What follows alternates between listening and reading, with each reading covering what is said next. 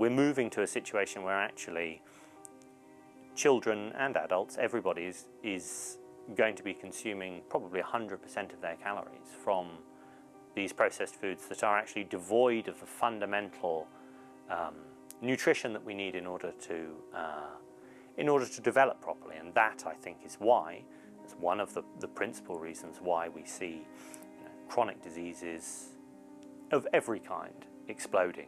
Coming up on British Thought Leaders, Raw Egg Nationalist talks about health, diet and why we need to eat like our ancestors. Humans, for the longest period of their history, have eaten whole foods, locally produced, including animal foods. And then in the 20th century, what we had happen was we had corporate control of the food supplies. He explains how we are already well on the way to a globalist reset of our food supply. Humans may be living longer than ever, but we are unhealthier than ever, and it's all wrapped up in this process of economic, political, social change that particularly, I think, took place in the 20th century and will be further enhanced by the Great Reset.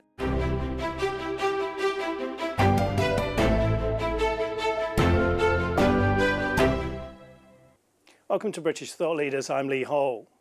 Today I'm delighted to be sitting down with historian, anthropologist and author Charlie Cornish-Dale, aka Raw Egg Nationalist. Charlie, thanks for joining us. It's an absolute pleasure, thank you. Could you start by giving us an intro to yourself and how you got into the whole kind of diet and health area, and also your book, The Eggs Benedict Option, and why you wrote it? Yeah, of course. So I have quite a long background, I suppose, in diet and health and fitness. I was a sportsman as a young man at school. I was a martial artist for a while. I was a kickboxing instructor, and I had a few amateur fights, some of which went my way and others which didn't. So I've been interested in health and fitness for a long time. I've been training myself, I've been taking care of myself for a long time. But it wasn't actually really until I finished my academic studies that I really got into health and fitness. So I did a PhD at Oxford in medieval history, which I finished in 2018. I was writing about the Reformation. And then I was sort of at a loss for what to do, and I started posting on Twitter and started reading about sort of health and fitness, inspired by some of the things that I saw on Twitter. And I mean, it's a bit of a blur to me, actually, really. I don't quite know how I've ended up in this position.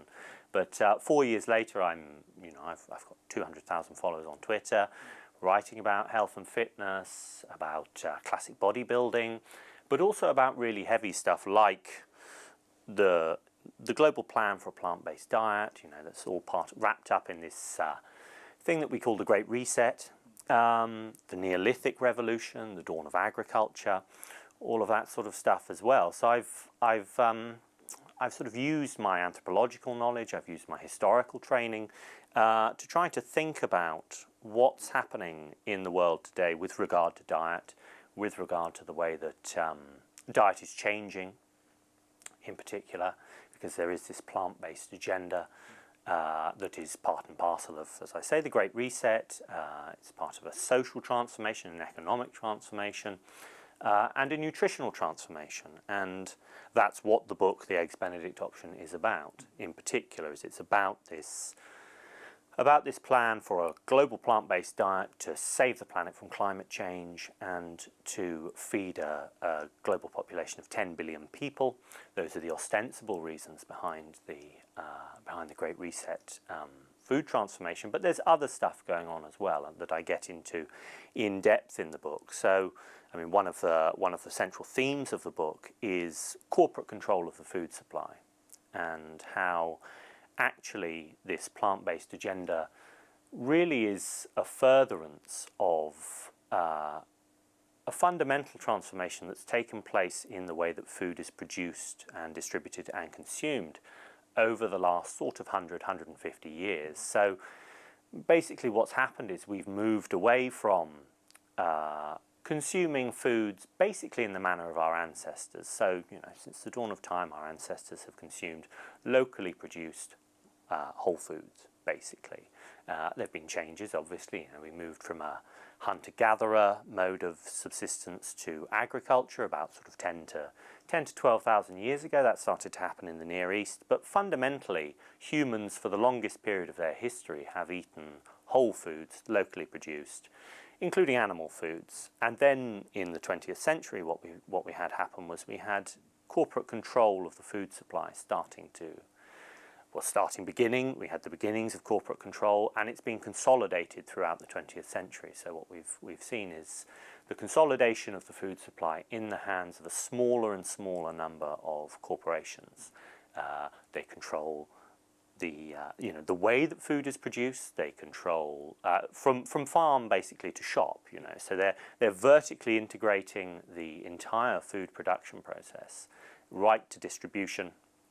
And my central contention is that corporate control of the food supply, with a shift from consumption of locally produced whole foods to mainly processed foods, so we can talk about what processed food is and how it differs from the kind of foods that we've eaten for the majority of our history.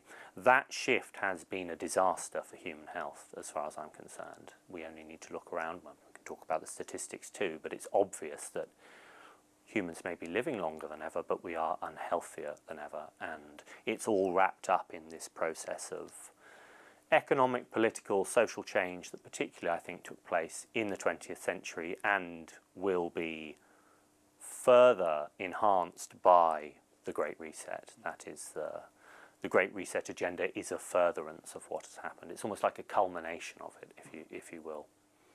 Before we get on to the reset itself, you say we're some way down the road towards it already. Can you talk us through the different elements of our food, our diet, our health that are on the way towards that? Yeah, well, I mean, fundamentally, first of all, like I said, it's the corporate control of the food supply that is, I think, that's the main aspect. That's how we are closest to the Great Reset in that sort of fundamental aspect, because the food supply is already controlled to a significant extent by corporations. They've consolidated their control over the food supply. You go into a supermarket, you'll see lots of brands, but actually behind the brands there are maybe half a dozen companies. It's the same companies like Unilever, for example. They own all the brands. There's an appearance of consumer choice. There's an illusion of choice, but actually behind it, what you've got is just a few mega players who hold all the cards.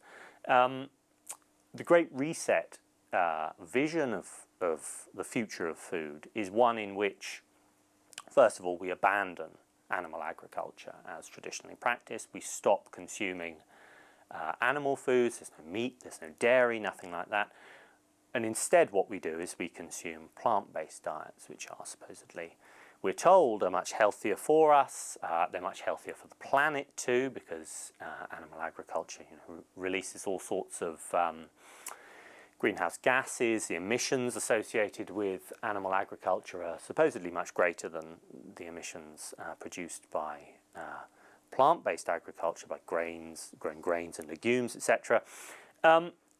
But fundamentally behind that transition, and there is a further consolidation of corporate control, because what you need to feed the world a plant-based diet basically is you need new forms of crops, you need new forms of grains, new forms of legumes, soy, etc., that are genetically modified, new high-yield varieties. And also you have things as well like these sort of foods of the future that they talk about, lab-grown meat, for example, which I've written about at length.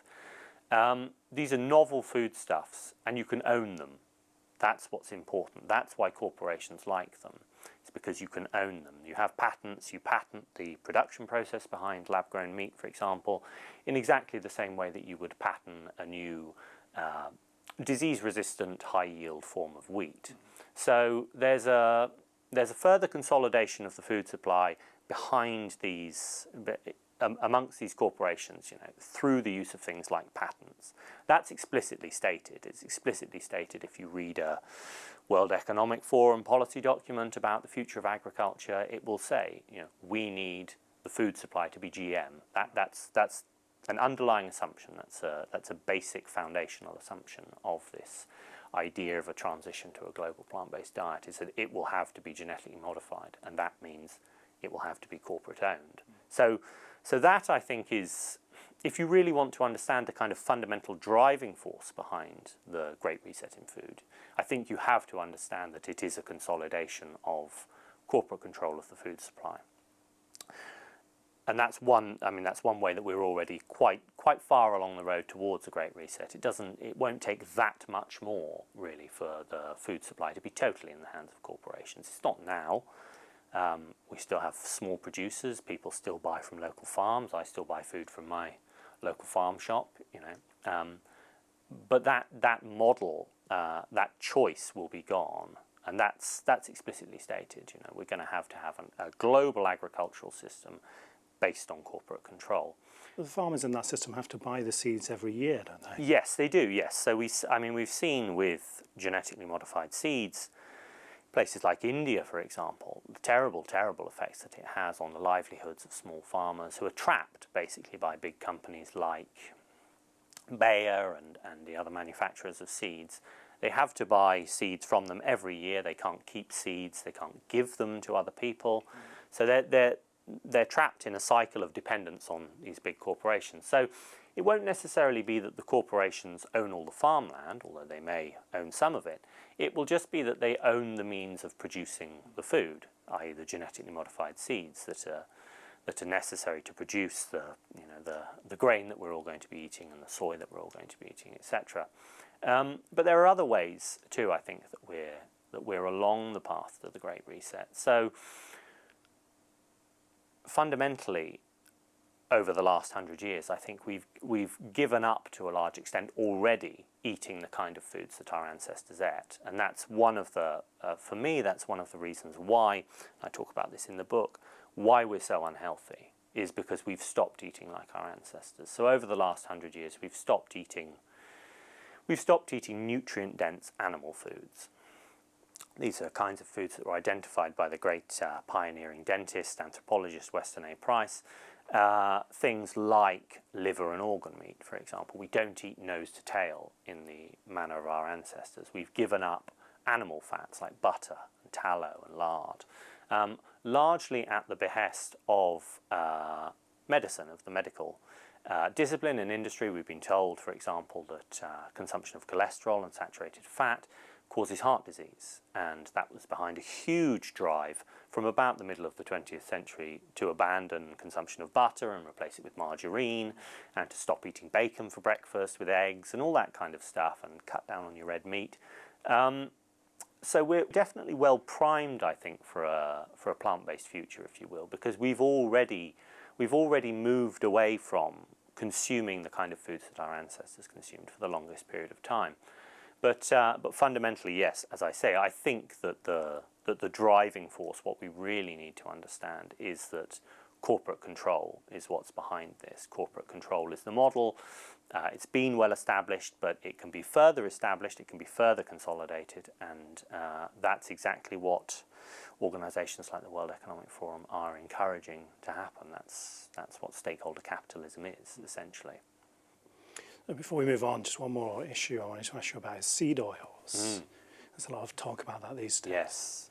Yes, yeah. Seed oils are interesting. There's been a real growth of interest in seed oils. There's been a sort of big Twitter campaign, kind of viral Twitter campaign, an Instagram campaign. You'll see influencers talking about seed oils and why seed oils are bad. Fundamentally, I think we need to understand that seed oils, things like soybean oil, for example, corn oil, they're novel products. Before about 100 or so years ago, we didn't consume seed oils at all.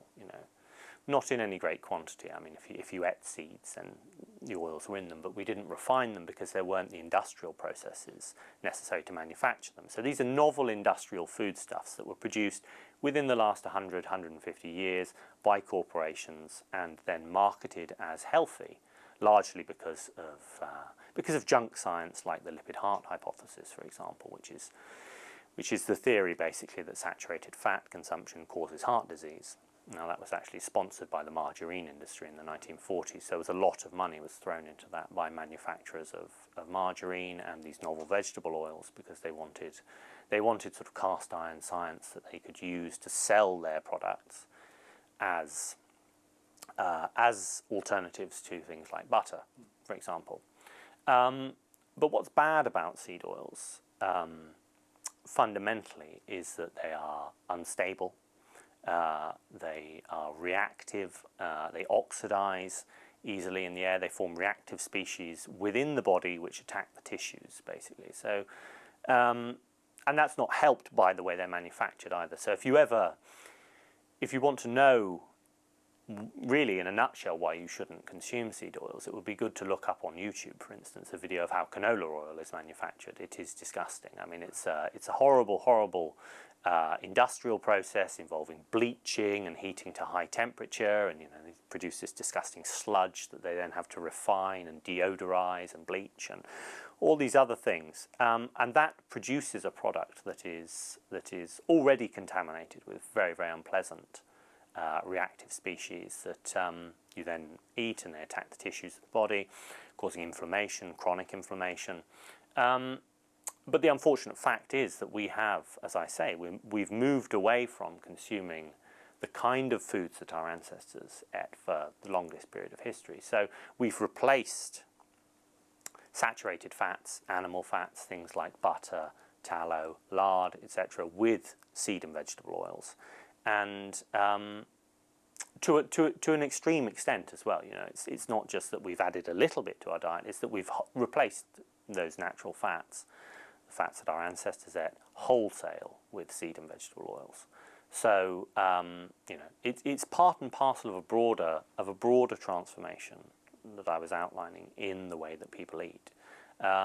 It's a novel foodstuff, it's a corporate controlled foodstuff, it's an industrially produced foodstuff, and it's not good for us. It's not good for us. I mean, there's a certain amount of controversy, I think, about seed oils, and obviously the seed oil manufacturers want you to know that they're actually much healthier for you than animal fats. But I would say that the balance of evidence suggests that they're not, and also the fact that we haven't consumed these products for anything more than about 100 years. So they're not the kind of fats that we are used to consuming as organisms, as humans. Our ancestors didn't consume them.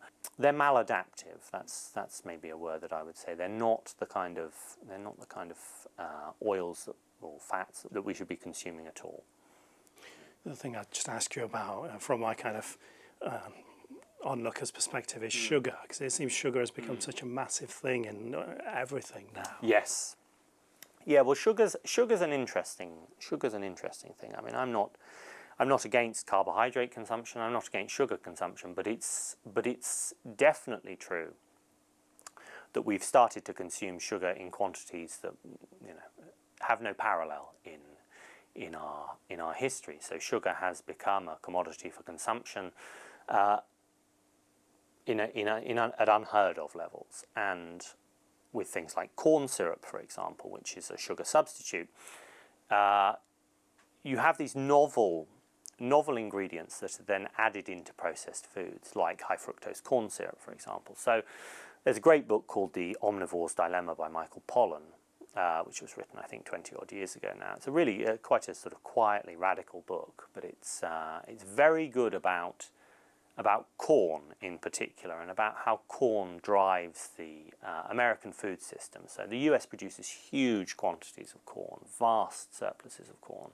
and they have to go somewhere. There's a system of subsidies that sort of incentivizes the overproduction of corn, and it's created this really twisted system where actually rather than farmers serving the needs of, and corporate food producers serving the needs of the people, then the people essentially are serving the needs of the corporate food producers and the farmers and this commodity corn.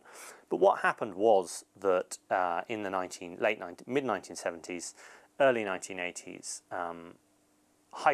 this stuff called high fructose corn syrup started being produced from corn using an enzyme, and corporate food producers started to insinuate it into everything, right? So they just started adding high fructose corn syrup to everything. It was marketed as a substitute for sugar. So the assumption was that, well, you're going to take the sugar out of a product and replace it with high fructose corn syrup. Well, actually, that didn't happen. What actually happened was high fructose corn syrup was added to products as well as the sugar that was already in them. So Americans are consuming not only vast quantities of sugar, they're also consuming vast quantities of sugar substitutes like high fructose corn syrup. And what that means is that, yes, they're getting like a double or even a triple dose of sugar, and we just again, it's maladaptive. Maladaptive, I think, is the word. We haven't evolved to consume that amount of sugar. That's not been a part of our diets ever in the 200,000 years that we've been modern humans.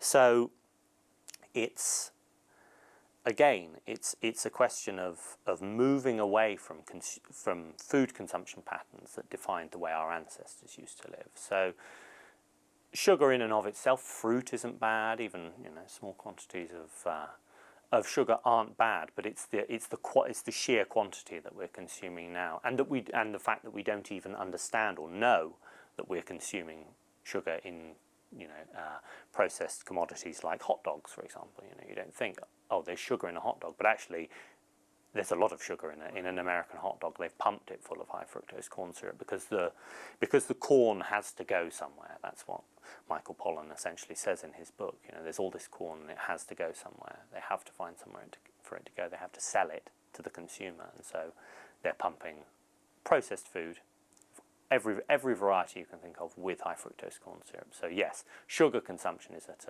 an absolute high, at an all-time high, and it's definitely one thing, I think, that is responsible for ill health, absolutely, and obesity, yeah. Based on all those things we've gone through so far, do you think they're affecting us as a species in some ways? Are we kind of going backwards? Yeah, I mean, the question of degeneration, if you will, is an interesting one, and it's one that actually has been posed for some time. So there's a wonderful book written in the 1930s called Nutrition and Physical Degeneration by a chap called Weston Price, who I mentioned a little bit earlier. He was a pioneering dentist, kind of an anthropologist as well, actually. And he noticed in the 1920s and 1930s, in his practice in Cleveland, Ohio, so he was a dentist and a practicing dentist, he noticed that more and more of his patients, especially children, were coming to him displaying quite profound signs of physical degeneration. So, I mean, he was a dentist, so he was looking at their faces in particular, but it wasn't just that they had bad teeth. They had cavities. It was that their jaws weren't forming properly. They had narrow airways, their cheeks weren't forming properly. And in addition to that, he noticed that there were some quite profound behavioural changes as well in some of his the sort of children in particular who came to his practice. So he started to hypothesize that something was going on and that it had to do with diet. Now this was the period, the sort of turn of the 20th century, when more and more Americans were starting to consume industrially produced foodstuffs, canned fruit, refined white flour products, food from tins in general, that sort of thing. The first kind of processed foods, basically the sort of proto-processed foods, made in factories rather than straight from the land and baked by the local baker, or even made from scratch at home. And so what he did was he decided to see if he could basically try to find a control group to compare his American patients with. So he thought, well, look, what do people look like who consume traditional diets, who eat like their ancestors? Do they suffer these physical changes? Because then, if they don't, we could say, well, actually, it probably is. It's a product of modern lifestyle. So he went on this globe-trotting trip with his wife. He went to the Arctic. He went to Africa. He went to high alpine Switzerland and the highlands and islands of Scotland. He went to the Pacific, the South Pacific, to New Zealand and Fiji, and he found traditional groups, small-scale societies, that were consuming the foods that their ancestors ate. They were living and eating in the manner of their ancestors. And what he found was that they didn't suffer any of these problems at all, which cemented proved his hypothesis, actually, I would say, that, you know, a modern industrial diet, refined foods, processed foods, actually is, like I say, is maladaptive, but it leads to profound physical changes. It leads to basically to profound malnourishment. That's at the root of, I think, of the problems that he discovered back in the 1930s. The lack of facial development would be things like an insufficient supply of vitamin D, for example. You know, if you're a member of the Inuit, eating the traditional diet, eating huge quantities of salmon and salmon eggs and whale blubber and you know, sort of caribou and even the contents of a caribou's stomach, the fermented moss and grass that you would find in a caribou's stomach when you slaughter it. They were getting huge quantities of vitamin D and protein and probiotic substances and all sorts of other stuff, all sorts of enzymes and cofactors that are totally lacking in a modern industrially produced diet. And so yes, so he showed, I think, he really sort of set the template actually for understanding what is wrong with modern diet and the profound physical effects that it can have. And he's been a touchstone really for all of my work, thinking about why modern diets are so maladaptive, you know, why we should be eating like our ancestors. But yes, I mean, I do think that there is, if you eat an improper diet, then yes, you won't develop properly. I mean, it might seem extreme to people, but actually that is the reality. And this book by Weston Price contains wonderful photographs that he took. So he had a camera with him, and he was able to find, in some instances, twins, one of whom was still eating the traditional sort of ancestral diet, if you will, and the other of whom had transitioned to a modern industrial diet.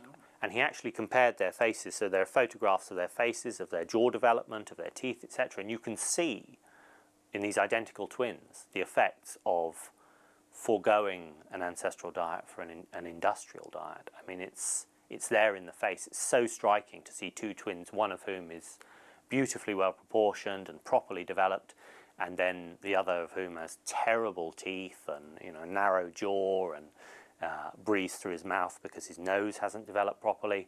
So yes, I mean, I do think that physical degeneration follows from profound changes to diet if they're the wrong kind of changes, and the sort of foodstuffs that Weston A. Price looked at, the kind of industrial foodstuffs that he associated with physical degeneration. Well, that's our diet now. I mean, we've gone much further down the road of consuming processed food.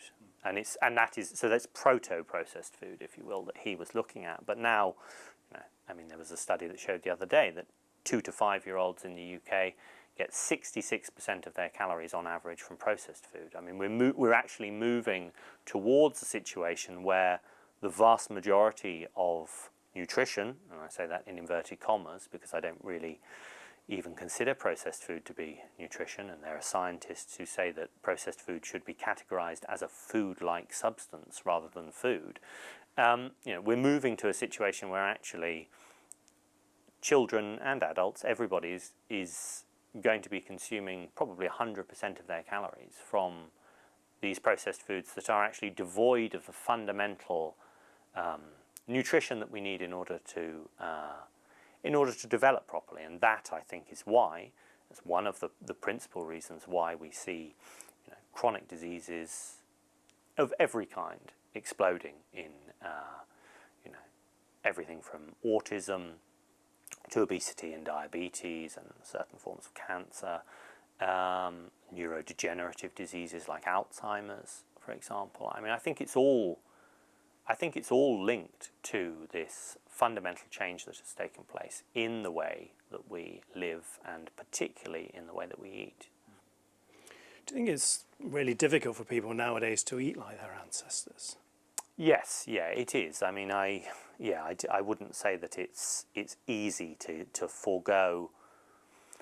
I wouldn't say that it's easy to forego any of the aspects of modern life that actually are maladaptive and that are harming us. And yeah, diet is no exception to that. It's you know, people live in food deserts. You know, it's expensive to eat like our ancestors. It's expensive only to consume grass-fed beef and organs and bone marrow and you know, raw milk from an Amish farm or something, you know, and pasture-raised eggs and all that kind of stuff. So it is, yes, it is difficult. But having said that, I think any kind of move in the direction of an ancestral diet will do you a significant amount of good. So even if you can't get the finest quality eggs, even if you can't get the finest quality meat, nevertheless, I think if you cut out processed food from your diet as much as possible and start to move in the direction of an ancestral diet, you will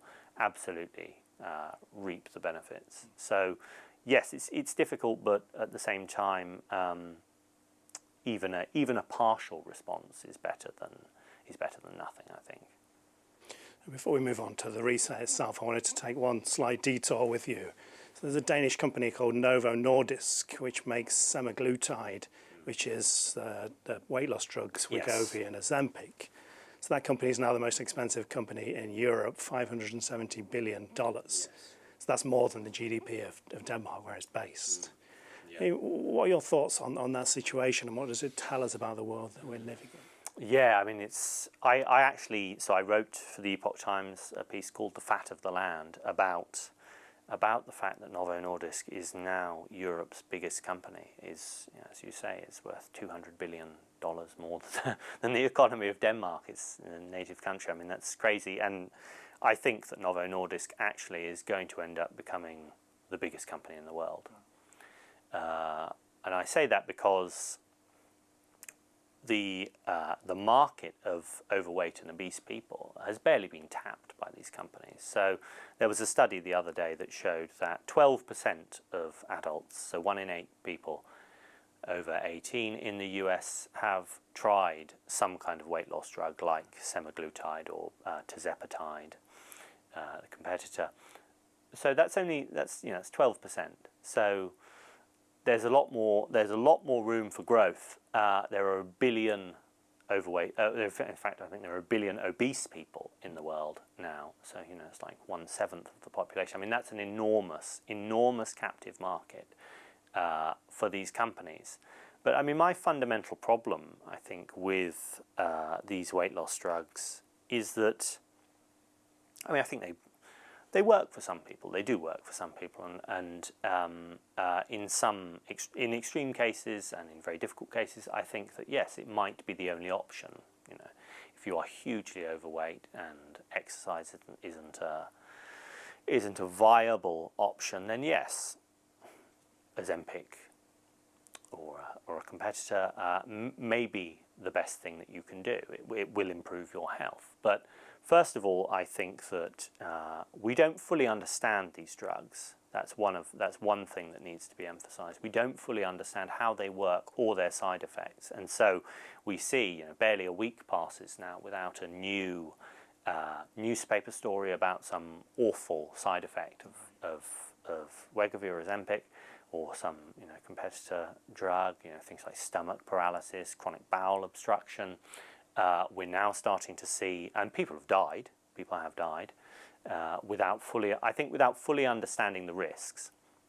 And we're now seeing that there may be sort of behavioural changes as well associated with the use of these drugs. So people need to understand that actually the hunger system is part of a broader motivational system within the body. You know, we use terms like hunger when we describe desire and more broadly, and that's right, because actually, you know, it's one of the most ancient sort of parts of our motivational, or possibly even the most ancient part of the kind of motivational system, is the desire to eat. So it's linked to everything. It's linked to motivation more broadly, and so we find, or we're starting to find with these drugs, that actually taking them can have quite profound behavioural effects. It can have good behavioural effects in the sense that it appears that you can use things like Wegovy Ozempic to combat addiction, for example, because it's like I say, there's a broader kind of motivational system, not just food, but also addiction more broadly might sort of run along the same neural biophysical lines as hunger. So, you know, maybe you could help to get people off drugs with Wegovy Ozempic. But it also looks like these drugs can cause almost personality changes in people. So this is starting to be attested in the literature as a potentially quite worrying side effect, is that people's personalities flip and they start to exhibit things like suicidal ideation, for example, mania, that kind of stuff. So there's the side effects, but I think the fundamental problem, my real problem with these weight loss drugs, is the fact that it's a band-aid, I think, for the broader problem, which is that we're living in a way, I use this word again, that is maladaptive. We've created a world where human beings actually can't live like human beings. We've created a food system where human beings, you know, consume vast quantities of processed food rather than the foods that they should be eating. We've created a system where we're chronically stressed all the time, where we're constantly exposed to blue light. All sorts of other aspects of modern life are very, very maladaptive, and that's what's making us unwell. And drugs like Ozempic, I think, allow that system to continue. They allow the situation to be perpetuated, essentially. So what happens is you don't address the underlying problems. You don't try to make civilization, to make modern society better for human beings. I mean, there's a broader question of whether you actually can, and it's quite a thorny problem. It's like, you know, can you have a modern civilization that actually works for human beings? Because, you know, we've evolved for 200,000 years in hunter-gatherer societies. You know, I mean, the modern world couldn't be more radically different from the environment in which we evolved if we tried, really. So there's a question of whether or not actually we can make the modern world better for human beings. But I think that we ought to try, and I think that using these drugs simply, like I say, as a band-aid, it also affords much, much greater control, I think, much more power to Big Pharma as well. This is another thing that I talk about. So, you know, for the longest period of time, control of a person's weight was, you know, their own problem. It was their own responsibility. It was the responsibility of their local community, of their family, etc. You know, people were sort of enmeshed in a kind of food culture, if you will, that placed limits on what people could eat and how they ate it, the particular circumstances in which they would eat, and that regulated people's weight, you know. But now what we're seeing is that these companies are basically advocating for surrendering control of weight control to corporations, basically. That's it. So it's like, and the marketing says this as well. That's what's interesting. I mean, they're really pushing this line that actually there's no element of personal responsibility in being overweight, none at all. You know, like it's your genes, it's the environment, it's anything but you. There's no element of personal responsibility. So you can go on a diet, but it won't work. You can do exercise, but it probably won't work. You know, you're fat because it's not your fault, okay? It's kind of like having toenail fungus or something. You know, it's a problem that just needs to be treated with a technical intervention, basically, and that's a drug. That's an injection or a pill. And what that does then is that surrenders yet another aspect, yet another facet of our lives to big pharma for to control. It affords them even greater power. So now we're not responsible for managing our weight. We need big pharma to do that. In the same way that we're now not responsible for our moods. We need big pharma to do that. We need antidepressants. We need anti-anxiety drugs, etc. So, I see it as, again, also as part of a sort of broader creeping medicalization of society, and I think that it's very disabling for people. I would be the first person to say that that I don't think that being overweight or obese is necessarily just a matter of personal responsibility. You only need to consider the case. You have children whose parents feed them a terrible diet from birth, who they feed them formula and then they feed them processed food and sit them in front of the television. That child has there's no element of personal responsibility on the part of the child, and that is the again and again what happens for so many children now, is that they're sort of set up to fail basically by their parents because they're fed bad diets. So I would be the first person to say it's not all about personal responsibility, but nevertheless I think that removing any sense that there is personal responsibility behind being overweight or obese is a very bad idea, because it gives yet more control to these companies, and they're making huge amounts of money. Novo Nordisk is responsible for pretty much all economic growth that's taken place in Denmark in the last couple of years. So they're going to have huge political power,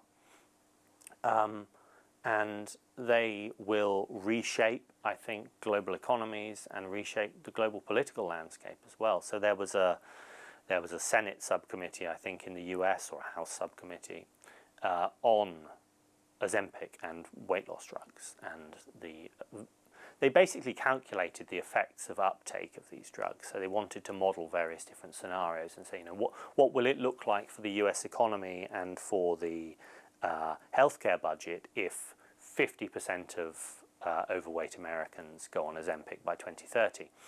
70% of Americans are overweight or obese, 70% of American adults. So, in the next 5 to 10 years, a lot of people are going to be taking these drugs. Anyway, they calculated that basically the Medicare and Medicaid budget would double by 2030 if even a conservative number of overweight and obese Americans start taking Wegovy or Ozempic. Wow. So there's quite a price difference, isn't there? There is, yes. There's been a certain scandal, I think, in the US about the pricing of Wegovy and Ozempic, because it's significantly higher than it is in Denmark, and there's been pressure on Novo Nordisk, I think, to cut the price of Wegovy Ozempic by hundreds of dollars. They could afford to do that, because I think it's something like $200 in Denmark and $1,000 in the US. But that's but again, that's a broader symptom of the kind of insanity surrounding Big Pharma and its influence on politics and American life, that they can get away with that. It's not just Novo Nordisk that's doing that. But yes, fundamentally, I think that these weight loss drugs and the companies that make them are going to have a huge effect on society and politics more broadly. And I think that events of the last 4 years, the pandemic, we should be very cautious about handing more power to Big Pharma. Join us for part 2, when Raw Egg Nationalist talks about the global food reset and his plan to avoid it.